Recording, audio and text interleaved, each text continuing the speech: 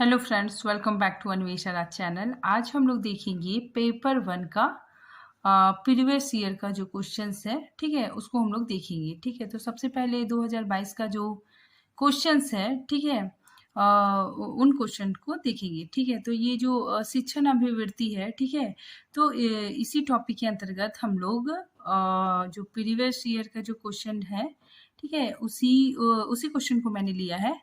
ठीक है, तो हम लोग पिछले साल के क्वेश्चंस को देखेंगे। ठीक है, चलिए अब हम लोग पढ़ना स्टार्ट करते हैं। देखिए ये पेपर 1 का 2022 का क्वेश्चंस है।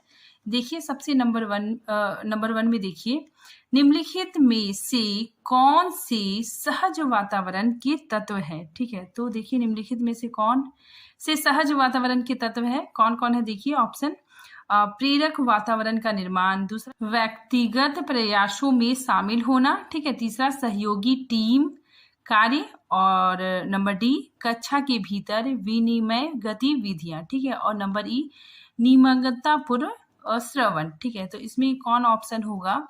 देखिए इसका आंसर क्या होगा, नंबर ए प्रेरक वातावरण का निर्माण, ठीक है, ये होगा। उसके बाद फिर नंबर सी सहयोगी टीम कार्य, और ई निमग्नतापूर्ण श्रवण। ठीक है, तो ए सी और ई इसका आंसर होगा। ठीक है, नेक्स्ट प्रश्न देखिए, कोहलबर्ग के नैतिक विकास के सिद्धांत के अनुसार निर्णय प्रक्रिया में कौन सा पक्ष सर्वाधिक प्रासंगिक होने की ओर इंगित करता है। ठीक है, तो देखिए इसके ऑप्शन देखते हैं, बच्चे की आयु, कानून का ज्ञान, मित्रों एवं सौहार्दों का प्रभाव, ठीक है, बच्चा निष्कर्ष कैसे निकालता है। ठीक है, तो इसका आंसर क्या होगा 4। ठीक है, बच्चा निष्कर्ष कैसे निकालता है। ठीक है, देखिए यहाँ पे मैंने कुछ लिखा भी है कि कोहलबर्ग के नैतिक विकास के सिद्धांत के अनुसार निर्णायक प्रक्रिया में यह ज्ञात किया जाता है कि बच्चा निष्कर्ष कैसे निकालता है। ठीक है, कोहलबर्ग के अनुसार नैतिक विकास के 8 चरण होते हैं। ठीक है, तो याद रखिएगा कोहलबर्ग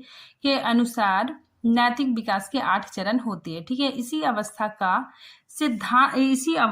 का सिद्धांत भी कहा जाता है। ठीक है, तो इसी अवस्था का सिद्धांत भी कहा जाता है। ठीक है, यह सिद्धांत विचार प्रक्रिया पर ध्यान केंद्रित करता है। ठीक है, नेक्स्ट प्रश्न देखिए, नंबर 3, सामुदायिक महाविद्यालय द्वारा निम्नलिखित पाठ्यक्रमों के मिश्रण में से किसके प्रदान की अपेक्षा की जाती है। ठीक है, तो इसमें देखिए इसका आंसर क्या होगा।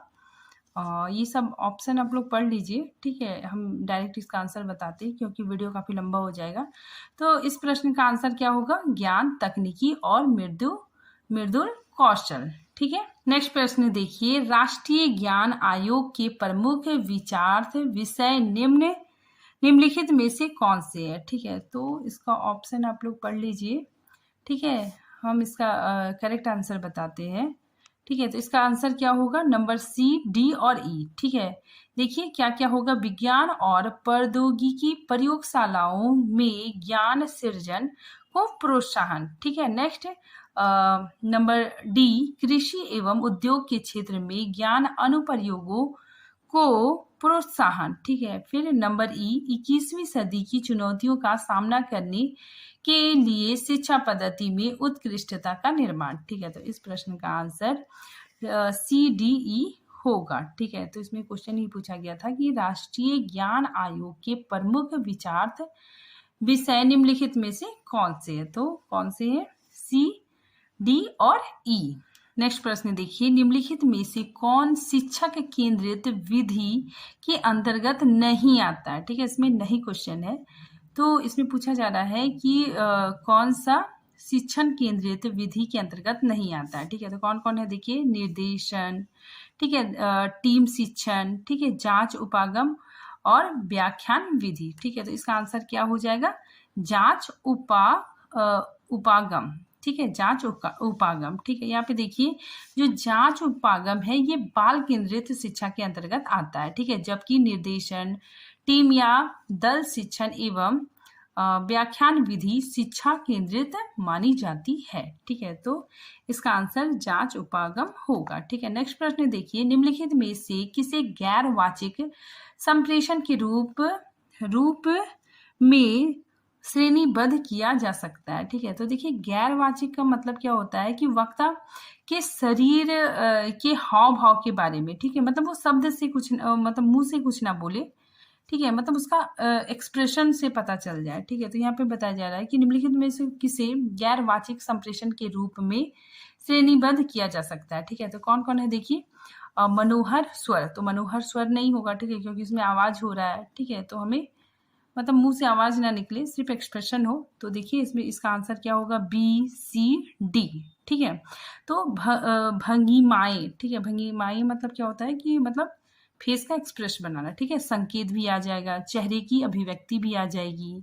ठीक है, तो इसका आंसर क्या हो जाएगा, बी सी डी। ठीक है, फिर ई नहीं होगा। ठीक है, जोरदार अभिवादन, ठीक है, ये नहीं होगा। ठीक है, तो इसका आंसर बी सी डी होगा। देखिए सुमेलित कीजिए, इस तरह का भी प्रश्न आता है। ठीक है, तो इधर देखिए, इधर सूची 1 है और इधर सूची 2 है। ठीक है, तो देखिए इधर अधिगम के प्रकार है और इसका आशय है।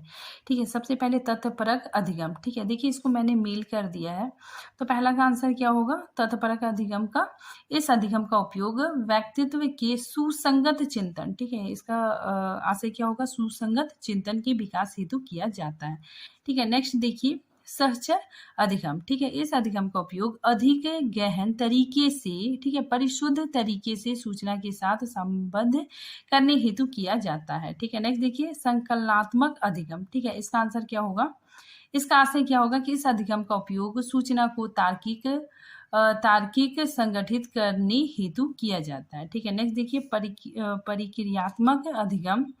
ठीक है, इसका आशय इस अधिगम का उपयोग किसी लक्ष्य को प्राप्त गतिविधियों के अनुक्रम को संगठित करने हेतु किया जाता है। ठीक है, तो इसका आंसर क्या होगा, पहला का 2, दूसरा का 4, तीसरा का 1 और डी का 3 होगा। प्रश्न देखिए, यदि कोई बालक चीखता चिल्लाता है, ठीक है, चीखता चिल्लाता या झल्लाता है, तो व्यक्तित्व विभिन्नता का निम्नलिखित में से कौन सा विकासात्मक क्षेत्र प्रभावित होता है। ठीक है, तो ये भी क्वेश्चन 2022 में पूछा गया था। ठीक है, तो ये क्वेश्चन का आंसर देखिए, तो इसका क्वेश्चन का आंसर क्या होगा, देखिए सामाजिक होगा कि मानसिक होगा, ठीक है, या संविकात्मक होगा या शारीरिक होगा। ठीक है, तो इसका आंसर क्या होगा, संविकात्मक होगा। ठीक है, तो इसमें संविकात्मक विकासनात्मक क्षेत्र प्रभावित होता है। ठीक है, नेक्स्ट देखिए चाणक्य ने अर्थशास्त्र की रचना कहाँ की थी। ठीक है, देखिए ये भी क्वेश्चन पूछा गया है 2022 के नेट एग्जाम में। ठीक है, तो इसका आंसर देखिए चाणक्य ने अर्थशास्त्र की रचना कहाँ की, तो तक्षशिला में। ठीक है, नेक्स्ट प्रश्न देखिए भारतीय शास्त्रीय तर्क मत के बारे में निम्नलिखित में से कौन सा कथन सही है। ठीक है, देखिए कौन सा कथन सही है, देखिए इसका डायरेक्ट मैं आंसर ही बता देती हूँ। ठीक है, इसका आंसर क्या होगा, यह निगमनात्मक होता है, ठीक है, या आज्ञानात्मक होता है, ठीक है, या अकारित होता है, ठीक है, या पदार्थी होता है। ठीक है, तो इसका answer A B C D होगा। ठीक है, नेक्स्ट प्रश्न देखिए निम्नलिखित में से कौन वेब सर्च इंजन है। ठीक है, तो देखिए वेब सर्च इंजन कौन कौन है, डग गो, ठीक है, याहू सर्च, गूगल, बिग, ये सब क्या है, ये वेब सर्च इंजन है। ठीक है, और जो ई में है, ठीक है, वो वेब सर्च इंजन नहीं है। ठीक है, तो इसका आंसर तीनों होगा। ठीक है, ए बी सी डी। आगे देखिए यूजीसी नेट, ठीक है, 2019 का हम लोग प्रश्न देख रहे हैं। ठीक है, जून 2019 का, ठीक है, कौन कौन से प्रश्न पूछे गए हैं। ठीक है, चलिए हम लोग देखते हैं मूल्यांकन नंबर 1 में मूल्यांकन योजना के अव्यय क्या है। ठीक है, तो ये क्वेश्चन पूछा गया था, तो इसका आंसर क्या होगा, देखिए उद्देश्य और विश्लेषण। ठीक है, तो इसके 4 ऑप्शन है, तो इसका आंसर नंबर 1 और नंबर 3 होगा। ठीक है, नेक्स्ट प्रश्न देखिए किस प्रकार के मूल्यांकन में अधिगमकर्ता की कमियों एवं कठिनाइयों की पहचान पर बल दिया जाता है। ठीक है, तो ये क्वेश्चन भी 2019 में पूछा गया था, तो इसका आंसर क्या होगा, नैदानिक मूल्यांकन। ठीक है, नेक्स्ट प्रश्न देखिए ज्ञान तक पहुंचने की किस विधि में संयुक्त रूप से विशिष्ट से सामान्य की ओर और सामान्य से विशिष्ट की ओर बढ़ने पर बल दिया गया, तो इसका आंसर क्या होगा, वैज्ञानिक विधि। ठीक है, नेक्स्ट प्रश्न देखिए शिक्षण अधिगम से संबंधित अनुभव का शंकु, ठीक है, अनुभव का शंकु को किसने प्रस्तुत किया, तो इसका आंसर होगा एडगर डेल ने। ठीक है, नंबर 4 इसका आंसर होगा। ठीक है, नेक्स्ट प्रश्न देखिए, वह अध्ययन जिसमें पौड़ अधिगम कार्यों हेतु रणनीतियों के रूप में भूमिका प्रदर्शन अनुनमन एवं स्वमूल्यांकन का उपयोग किया जाता है। ठीक है, तो निम्नलिखित में से क्या कहलाता है? तो शिक्षा शास्त्र कहलाता है। नेक्स्ट प्रश्न देखिए, निम्नलिखित में से कौन सी निर्माणात्मक मूल्यांकन की विशेषता है? तो इसकी विशेषता कौन सा है? देखिए, मूल्यांकन शिक्षण के दौरान किया जाता है। ठीक है, तो ये निर्माणात्मक मूल्यांकन की विशेषता है।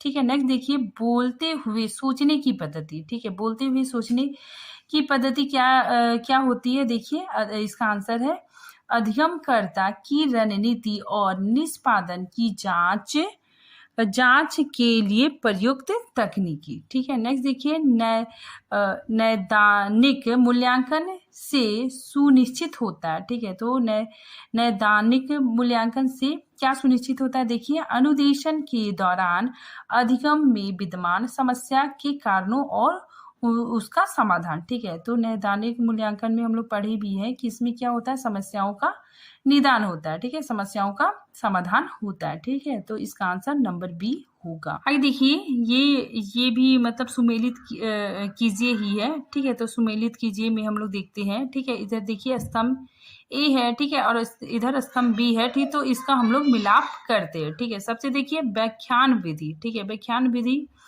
के अंतर्गत क्या आएगा? इसका आंसर क्या आएगा? देखिए, बहुत अधिक ज्ञान प्राप्त करना। ठीक है, नेक्स्ट देखिए नंबर बी प्रदर्शन विधि। प्रदर्शन विधि के अंतर्गत क्या आएगा? अनुभव आधारित अधिगम। ठीक है, नेक्स्ट देखिए परियोजन विधि। ठीक है, परियोजन विधि के अंतर्गत क्या आएगा? विद्यार्थी विभिन्न कार्यकलाप एक साथ निष्पादित करते हैं और सीखते हैं। ठीक है, फिर देखिए सहयोगात्मक विधि। ठीक है, इसके अंतर्गत क्या आएगा कि किसी कार्य में प्रतिभाग परक पर बल देना। ठीक है, तो देखिए इसका आंसर क्या होगा? नंबर डी होगा। ठीक है, नंबर ए का 3, ठीक है, बी का 2, सी का 4 और डी का 1। ठीक है, मैंने इसको सुमेलित करके बता दिया। ठीक है, नेक्स्ट देखिए शोध के सैद्धांतिक परिप्रेक्ष्य में विविध चरों की पहचान तथा तार्किक औचित्य स्थानोपरांत अगला चरण क्या है? ठीक है, तो अगला चरण क्या है? परिकल्पना निर्माण। ठीक है, नेक्स्ट प्रश्न देखिए, नीचे अधिगम की कुछ विशेषताएं सूचीबद्ध की गई है। ठीक है, तो जो अधिगम है, ठीक है, उसकी कुछ विशेषताएं हैं। ठीक है, और इनमें से प्रभावी मतलब इफेक्टिव टीचिंग। ठीक है, तो प्रभावी शिक्षण में सहायक तत्व कौन कौन सी है? ठीक है, तो जो प्रभावी शिक्षण है उसके सहायक तत्व कौन कौन है? देखिए इसका आंसर देखिए नंबर 2 अधिगमकर्ताओं का मानसिक योग्यता का स्तर। ठीक है, ये भी हो जाएगा। अधिगमकर्ताओं का पूर्ण अनुभव। ठीक है, अधिगमकर्ताओं की अध्ययन में अभिरुचि का स्तर। ठीक है, और नंबर 6 अधिगमकर्ताओं मतलब क्या हो गया? लर्नर्स। ठीक है, जो सीख रहे हैं। ठीक है, जो पढ़ रहे हैं। ठीक है, तो अधिगमकर्ताओं की समाज के बारे में दृष्टिकोण। ठीक है, तो इसका आंसर क्या हो जाएगा? 2, 3, 4 और 6। ठीक है, नंबर डी इसका आंसर होगा। ठीक है, नेक्स्ट प्रश्न देखिए, नीचे किसी अध्यापक द्वारा, ठीक है, कोई अध्यापक है, ठीक है, तो किसी अध्यापक द्वारा निष्पादित कार्यकलाप की सूची दी गई है। ठीक है, कौन से कार्यकलाप निर्माणात्मक मूल्यांकन की प्रकृति के रूप में है? ठीक है, प्रकृति के रूप में क्या क्या आएगा? देखिए क्यूज सत्र का आयोजन। ठीक है, ये भी हो जाएगा। ग्रेडिंग प्रणाली में विद्यार्थियों का मूल्यांकन। ठीक है, ये भी होगा। और शिक्षण में प्रतिपुष्ट देना। ठीक है, तो इसका आंसर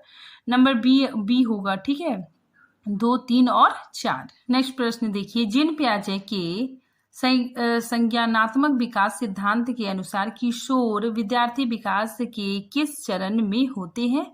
तो इसका आंसर क्या होगा? औपचारिक संक्रियानात्मक चरण। ठीक है, नेक्स्ट प्रश्न देखिए, निम्नलिखित युक्ति में तर्क की पहचान कीजिए। ठीक है, देखिए कक्षा में शिक्षण पद्धति। ठीक है, यहाँ पे जो कक्षा का जो शिक्षण पद्धति है, ठीक है, तो शिक्षण पद्धति की तुलना एक भवन की स्थापत्य योजना से की जा सकती है। ठीक है, तो एक भवन निर्माण की योजना से की जा सकती है। ठीक है, तो इसका आंसर क्या होगा? परिकल्पनात्मक होगा। नेक्स्ट प्रश्न देखिए, निर्माणात्मक मूल्यांकन का मुख्य उद्देश्य क्या है? ठीक है, तो इसका मुख्य उद्देश्य क्या है? विद्यार्थियों के अधिगम को बढ़ावा मिलना। ठीक है, नेक्स्ट प्रश्न देखिए, विद्यार्थी केंद्रित कक्षा का प्रयोजन है। ठीक है, तो विद्यार्थी केंद्रित कक्षा का प्रयोजन क्या है? देखिए, शिक्षक उन्मुख व्याख्यान का हास। ठीक है, नेक्स्ट प्रश्न देखिए, निम्नलिखित में से कौन सा अधिकतम निष्पादन परीक्षण का एक उदाहरण है? ठीक है, तो इसका आंसर क्या होगा?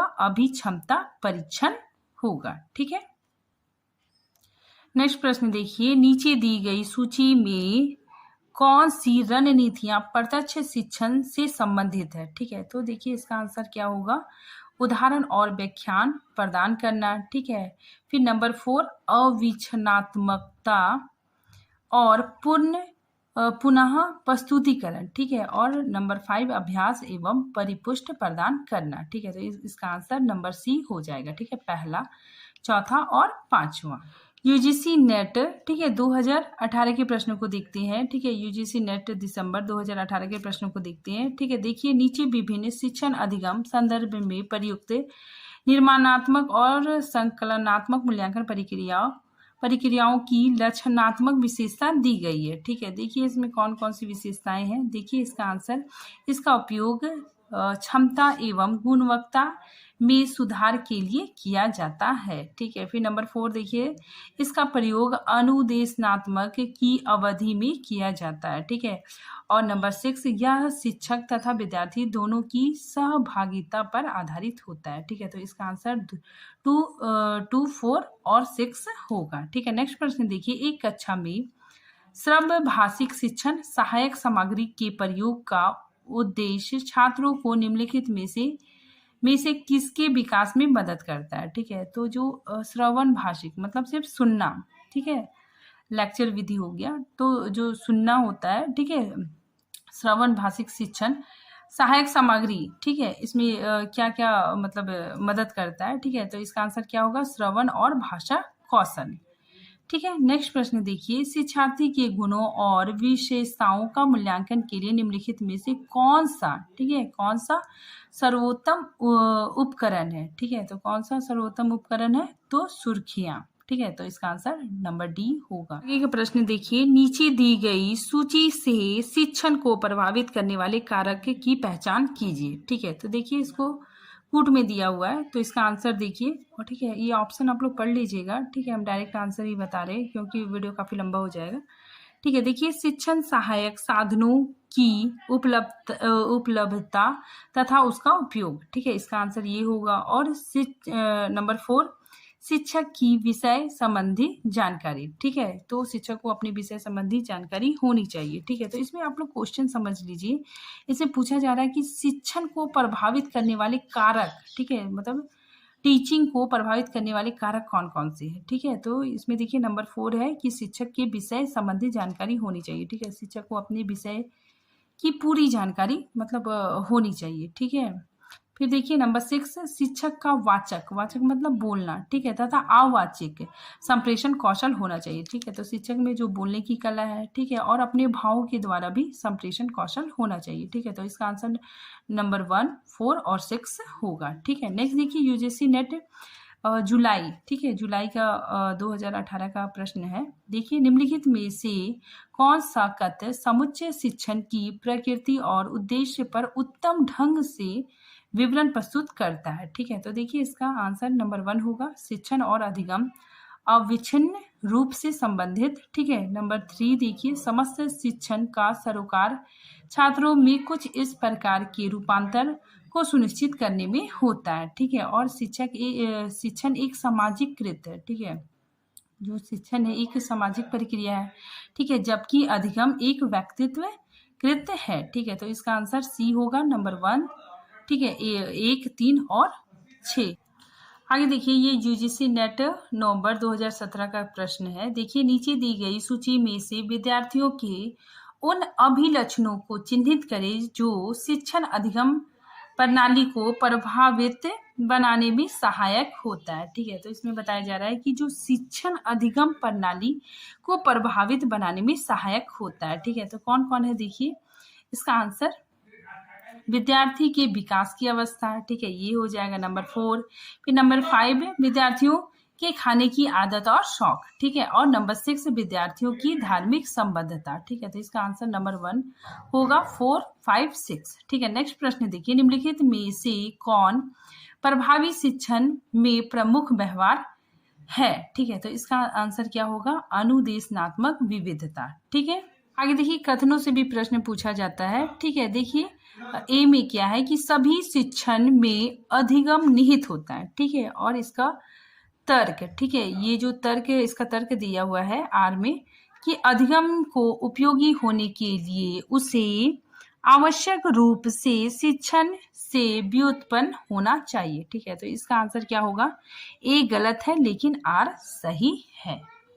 शिक्षण की प्रभावकारिता का निर्णय निम्नलिखित में से किस रूप से किया जाना चाहिए। ठीक है, तो इसमें बताया जा रहा है जो शिक्षण है, ठीक है, शिक्षण की प्रभावकारिता, ठीक है, प्रभावकारिता का निर्णय निम्नलिखित में से किस रूप से किया जाना चाहिए। ठीक है, तो इसका आंसर क्या होगा देखिए, छात्रों के अधिगम परिणामों के आधार पर। ठीक है, नेक्स्ट प्रश्न देखिए, शिक्षण प्रभावकारिता को प्रभावित करने वाले एक सर्वाधिक शक्तिशाली कारक किससे संबंधित है। ठीक है, तो जो शिक्षण है, ठीक है, इफेक्टिव शिक्षण है, ठीक है, उसके लिए सर्वाधिक शक्तिशाली कारक कौन है, शैक्षणिक व्यवस्था से। ठीक है, तो इसका आंसर नंबर डी होगा, शैक्षणिक व्यवस्था से। ठीक है, नेक्स्ट प्रश्न देखिए, मूल्य शिक्षा का उद्देश्य निम्नलिखित में से किस पर संकेंद्रित कर अच्छी तरह से पूर्ण किया जा सकता है। ठीक है, तो इसका आंसर क्या होगा, मानवीय मूल्यों के प्रति संवेदना से। ठीक है, फिर देखिए, फिर यहाँ पे कथन आ गया। ठीक है, तो कथनों से भी प्रश्न आते हैं। तो देखिए कथन, यहाँ पे देखिए ए में कथन है, निर्माणात्मक मूल्यांकन अधिगम की गति को त्वरित बनाता है। ठीक है, और तर्क, इसका तर्क दिया गया है, संकलनात्मक मूल्यांकन की तुलना में निर्माणात्मक मूल्यांकन अधिक विश्वसनीय है। ठीक है, तो इसका आंसर क्या होगा, ए सही है किंतु आर गलत है। नेक्स्ट प्रश्न देखिए, शिक्षण प्रभावकारिता को प्रभावित करने वाला एक सर्वाधिक शक्तिशाली कारक किससे संबंधित है, तो समाज की आर्थिक स्थिति से संबंधित है। फिर देखिए यूजीसी नेट जुलाई 2016 का प्रश्न है। देखिए, ज्ञान की वृद्धि करने के लिए मानव जाति द्वारा प्रयुक्त नवीनतम रणनीति है। ठीक है, तो नवीनतम रणनीति कौन है, वैज्ञानिक चिंतन। ठीक है, इसका आंसर नंबर सी होगा। ये देखिए, ठीक है, ये 2016 में पूछा गया था। ठीक है, जुलाई 2016 में, काफी इंपॉर्टेंट है। देखिए ये प्रश्न बहुत इंपॉर्टेंट है। देखिए, शिक्षण की प्रभावकारिता में योगदान देने वाले सकारात्मक कारकों वाले विकल्प का चयन कीजिए। ठीक है, जो शिक्षण की प्रभावकारिता, ठीक है, मतलब इफेक्टिव टीचिंग, ठीक है, वो योगदान देने वाले सकारात्मक कारक कौन कौन है। देखिए, अध्यापक को विषय का ज्ञान होना चाहिए। ठीक है, तो ये तो बहुत इंपॉर्टेंट है, अध्यापक को क्या होना चाहिए, अपने विषय का बहुत अच्छे से ज्ञान होना चाहिए। ठीक है, फिर इसका आंसर अध्यापक का संप्रेषण कौशल। ठीक है, तो अध्यापक में कौन कौन से गुण होने चाहिए कि अध्यापक को मतलब संप्रेषण कौशल भी होना चाहिए। ठीक है, बच्चों के साथ अच्छा से मतलब बातचीत कर सके। ठीक है, फिर देखिए नंबर 6, कक्षा संव्यवहार के संचालन और अनुश्रवण में अध्यापक की क्षमता होनी चाहिए। ठीक है, तो इसका आंसर क्या होगा, पहला, तीसरा और छठा। ठीक है, 1, 3 और 6। ठीक है, अब देखिए यूजीसी नेट दिसंबर 2005 में ये क्वेश्चन पूछा गया था। देखिए, निम्नलिखित में से कौन से गुण, ठीक है, कौन से गुण किसी शिक्षक की बड़ी ताकत को प्रदर्शित करता है। ठीक है, तो ऐसा कौन सा गुण है, ठीक है, कौन कौन गुण है जो शिक्षक की बड़ी ताकत को प्रदर्शित करते हैं। ठीक है, तो कौन कौन है देखिए, उदाहरण प्रस्तुत करना, ठीक है, ये भी होगा, अवधारणाओं के परीक्षण के लिए तत्पर रहना, ठीक है, और गलतियों को स्वीकार करना। ठीक है, तो ये शिक्षक के गुण है। ठीक है, देखिए इसका आंसर क्या होगा, 2, 3 और 4। ठीक है, नेक्स्ट प्रश्न देखिए, अच्छे शिक्षण के लिए क्या क्या अपेक्षित है। ठीक है, तो अच्छे सिंचन के लिए क्या क्या जरूरी है, देखिए निदान, ठीक है, फिर उपचार, निर्देश और प्रतिपुष्टि। ठीक है, तो इसका आंसर मतलब चारों हो जाएगा। ठीक है, पहला, दूसरा, तीसरा और चौथा। ठीक है, नेक्स्ट आगे देखिए, ये यूजीसी नेट जून 2015 में पूछा गया था। ठीक है, तो देखिए इसका क्वेश्चन, एक अच्छा शिक्षक वह है जो, ठीक है, तो एक अच्छा शिक्षक कौन है, देखिए इसका ऑप्शन, और इसका सही आंसर होगा विद्यार्थियों को सिखाने के लिए अभिप्रेरित करता है। ठीक है, तो शिक्षक क्या करता है, विद्यार्थियों को सीखने के लिए, ठीक है, विद्यार्थियों को सीखने के लिए उसे मोटिवेट करता है। ठीक है, नेक्स्ट प्रश्न देखिए, अधिगमकर्ता की निम्नलिखित में से कौन सी विशेषता शिक्षण की प्रभाव उत्पादकता से अत्यंत रूप से संबंधित है। ठीक है, तो इसका आंसर क्या होगा, देखिए अधिगमकर्ता का पूर्ण अनुभव। अब देखिए यूजीसी नेट 2004 में पूछा गया प्रश्न है कि निम्नलिखित में से किसे अभिप्रेरित शिक्षण का संकेत माना जाता है। ठीक है, तो किसे अभिप्रेरित शिक्षण का संकेत माना जाता है, तो इसका आंसर देखिए विद्यार्थी अध्यापक से प्रश्न पूछते हैं। ठीक है, तो इसका आंसर क्या हो जाएगा, विद्यार्थी अध्यापक से प्रश्न पूछते हैं। ठीक है, प्रश्न देखिए, शिक्षा मनुष्य में पहले से विराजमान पूर्णता का आविर्भाव है, ठीक है, के द्वारा कहा गया है। ठीक है, तो किसके द्वारा कहा गया है, तो स्वामी विवेकानंद द्वारा कहा गया है। नेक्स्ट प्रश्न देखिए, शिक्षण की अभिवृद्धि जिसका उनके शिक्षण पर प्रभाव पड़ता है, ठीक है, का संबंध है, तो इसका संबंध किससे है, भावनात्मक क्षेत्र से है। ठीक है, नेक्स्ट ये आखिरी प्रश्न है, देखिए शिक्षण का मुख्य उद्देश्य क्या है। ठीक है, तो हमारा जो शिक्षण है, टीचिंग है, उसका मुख्य उद्देश्य क्या है, देखिए केवल तर्क शक्ति का विकास करना, ठीक है, केवल चिंतन शक्ति का विकास करना, ठीक है, या फिर ए और बी, या फिर सूचना देना। ठीक है, तो इसका आंसर क्या हो जाएगा, ए और बी। ठीक है, मतलब जो छात्र है उसको तर्क शक्ति का भी विकास करना और चिंतन शक्ति का विकास करना। ठीक है, दोनों हो जाएगा, तो इसका आंसर ए बी दोनों हो जाएगा। ठीक है, तो आज मैं ये वीडियो यहीं पे ख़त्म करती हूँ। ठीक है, मिलते हैं नए टॉपिक के साथ, तब तक के लिए थैंक यू।